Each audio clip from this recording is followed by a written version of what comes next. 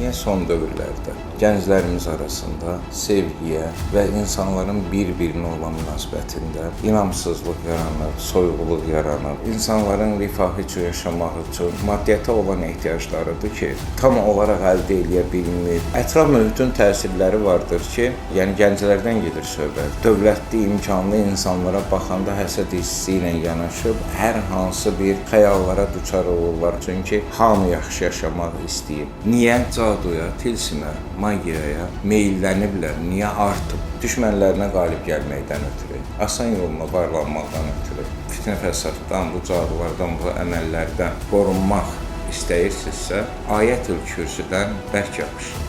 Övladlarının həsin yoxursunlar, soruşmadan qızlarını kiməsə verirlər və düşünürlər ki, bunların gələcək rifahı yaxşı olacaq. Təbii ki, bu həm dini baxımdan, həm də insani baxımdan düzgün olmayan bir qərardır.